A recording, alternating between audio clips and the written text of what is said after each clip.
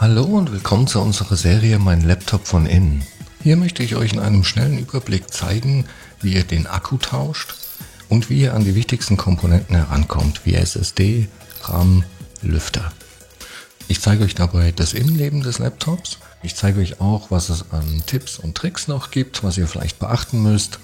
Und dass es im Grunde genommen nicht so schwer ist, einen Laptop aufzuschrauben und an die einzelnen Komponenten heranzukommen. Legen wir los.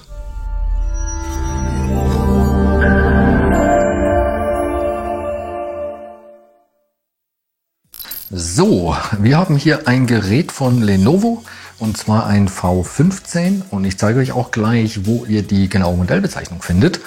Aber zuallererst stellen wir sicher, dass das Laptop nicht mehr mit dem Ladekabel verbunden ist. Die genaue Modellbezeichnung findet man hier auf der Rückseite, genau hier. Und ja, mit dieser Nummer findet ihr super einfach alle Ersatzteile speziell für dieses Gerät bei uns im Shop. Allgemein kann man zu dem Gerät noch sagen, dass das Display, dafür müsste man nur den Frontrahmen abnehmen. Allerdings ist es hier so, dass da eben auch eine Schiene dran ist. Das heißt, hier muss die komplette Display-Einheit abgebaut werden, damit man die Schiene dann rausschieben kann und so eben überhaupt an den Frontrahmen richtig drankommt. Bei der Tastatur und dem Touchpad ist es so, die kommen beide zusammen mit dem Topcase. Um das Gerät jetzt zu öffnen, muss man zuallererst alle Schrauben rausnehmen, die hier um das Gerät laufen. Und da ist es so, die vorderen 4 sind etwas kürzer als der Rest. Das heißt, die am besten getrennt aufbewahren. Und das sind ganz normale Kreuzschrauben. Und ja, also allgemein benutze ich hier für alle Arbeiten ein super praktisches Universalwerkzeugset. Da ist alles dabei, was man so braucht. Pinzetten, Öffner, ein Schraubendreherset mit allen erdenklichen Aufsätzen. Die habe ich mir jetzt hier schon mal zurechtgelegt. Und ja, wie gesagt, für die Schrauben nehme ich hier ein PH0 als Aufsatz.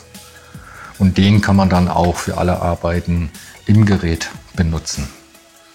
Um die Unterseite vom Gerät zu lösen, zeige ich euch mal ganz schnell, wo die Verbindung lang läuft. Und zwar hier kann man das, glaube ich, ganz gut sehen. Und dann hier einmal um das Gerät herum auch auf der Vorderseite.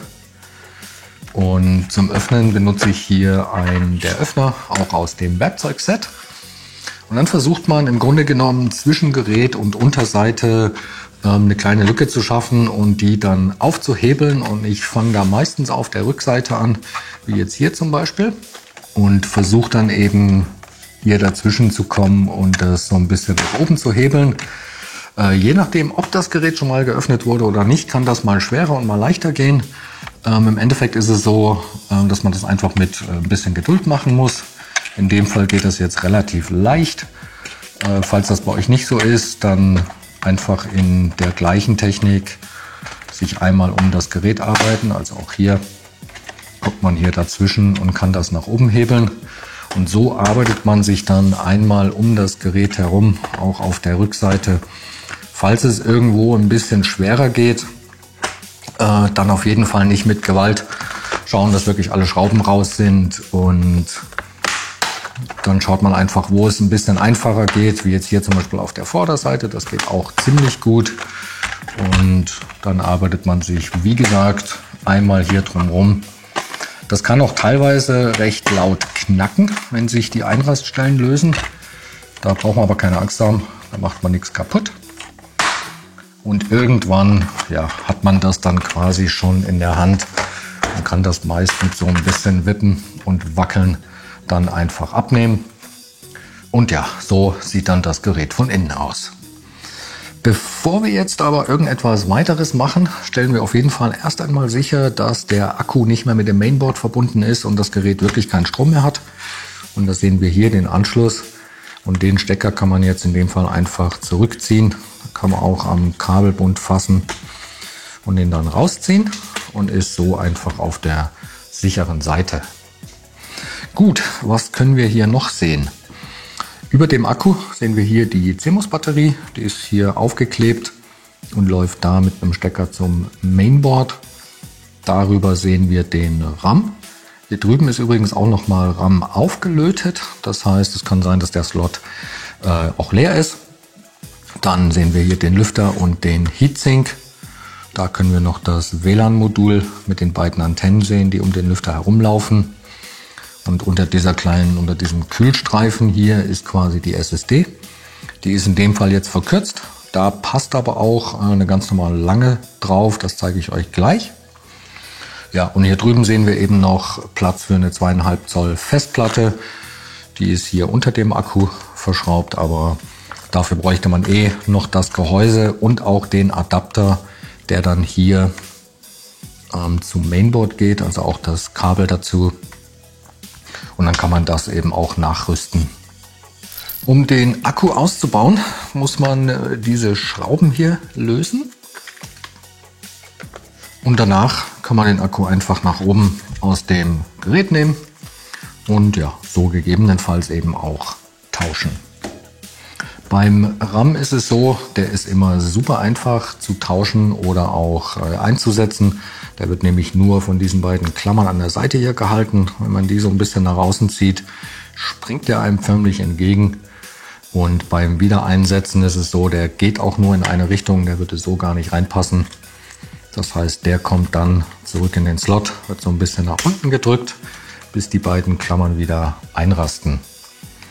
Und ja, genauso einfach ist jetzt auch die SSD. Die wird nämlich auch nur von einer Schraube hier gehalten. Es ist in dem Fall egal, die kurze hier, die lange da. Das heißt, sobald man die draußen hat, kann man auch hier die SSD, genau wie beim RAM, einfach aus dem Slot ziehen. Wie gesagt, da ist jetzt hier halt noch der Kühlstreifen drauf. Und dann kann man hier drunter sehen, da ist eben jetzt so ein Abstandshalter. Das heißt, den kann man jetzt ganz normal abschrauben und nach hier hinten befördern, da wieder dran schrauben und kann dann so eben eine lange SSD einbauen. Das Prinzip ist auf jeden Fall das gleiche. Genau wie beim RAM geht die nur in eine Richtung, so geht die nicht. Die kommt dann einfach zurück in den Slot. Einfach da nur bis ganz nach hinten rein. Wird so ein bisschen nach unten gedrückt und dann wieder verschraubt. Der Lüfter lässt sich bei diesem Modell auch einzeln tauschen. Und da ist es so, der wird von 3 Schrauben gehalten. Und dann muss man hier eben aufpassen, weil die Kabel vom WLAN hier komplett um den Lüfter herumlaufen, also die hier eingefädelt sind. Und auch das Lüfterkabel, was hier drüben lang läuft, muss man noch entfernen. Das zieht man einfach nach hinten hin raus. Ich probiere dann nach Möglichkeit am Stecker selber zu fassen. Genau so. Und beim Lüftertausch kann es einfach sein, dass die beiden Kabel hier vom WLAN abspringen. Das zeige ich euch gleich. Die sind hier nur drauf gedrückt. Das ist also völlig normal. Man kriegt das fast nicht anders hin. Den Lüfter selber kann man jetzt eben hier einfach aus dem Gerät nehmen. Und dann wird er hier rausgefädelt. Und dann, ja, ich mache das jetzt mal nur bis dahin. Und so kann man den Lüfter dann eben einfach total easy tauschen. Beim Wiederverbinden das gleiche Spiel, beim Einfädeln der Kabel einfach schauen, dass, dass man hier vorne ansetzt und die dann nach hinten hin wieder richtig einfädelt. Ja, und dann sieht man schon, jetzt sind sie abgesprungen, kann ich es euch auch gleich zeigen. Das ist aber normal, dass das passiert und dann werden die hier drüber gelegt. Das ist einfach ein bisschen friemelig, aber auch durchaus wichtig, dass die nicht brechen, dass die nicht unter dem Lüfter letztendlich landen. Und der Lüfter selber, wie man hier vielleicht sieht, der fällt hier einfach auf die Gewinde drauf. Und man stellt so eben auch sicher, dass der wieder richtig positioniert ist. Und genau, beim Kabel ist es so, da zeige ich euch noch ganz schnell, falls man nicht weiß, warum das reingehört. Sollte eigentlich auch nur in eine Richtung gehen, aber man kann hier auf einer Seite Kontakte sehen. Ja, die sind auf der anderen Seite eben nicht. Und in dem Fall zeigen die beim Wiederverbinden nach oben. Und da würde ich auch tatsächlich empfehlen, verbinde das Kabel zuerst, damit man das einfach nicht vergisst. Das ist echt hässlich, weil da muss man das Ganze nämlich nochmal aufmachen. Und das will man ja eigentlich eher nicht. Und dann, ich bin da jetzt mal sehr vorsichtig hier, aber ich gucke jetzt, dass hier wirklich keine Kabel unter dem Lüfter langlaufen. So, genau. Und dann verschraube ich den jetzt als erstes wieder. Und da zeige ich euch das auch noch mal schnell. Die sind nämlich unterschiedlich lang. Und zwar war die eine Schraube, die von hier kommt, die etwas längere. So, und ja, bei den WLAN-Antennen ist es halt so, man kann hier auf dem WLAN-Modul selber auch ganz gut sehen, dass hier die Farben oder beziehungsweise ja, das schwarze und das weiße Kabel markiert sind. Und dann, wie gesagt, das sind so kleine Druckstecker. Das heißt, das ist echt einfach nur ein bisschen fummelig und friemelig. Und falls das jetzt zu lang dauert, mache ich das dann einfach im Schnelldurchlauf. Aber die kommen einfach drüber, die werden dann nach unten reingedrückt und man spürt das, wenn die sitzen. Man spürt diesen kleinen Druck und weiß, okay, jetzt sind die richtig drauf. Genau, also friemelig, fummelig, nervig, aber überhaupt kein Problem. Den Akku wieder einzubauen ist zum Glück super schmerzfrei. Der hat auch so eine kleine Öffnung hier noch als Positionierhilfe, dass man da einfach auch die richtige Position gleich wieder hat, nämlich hier.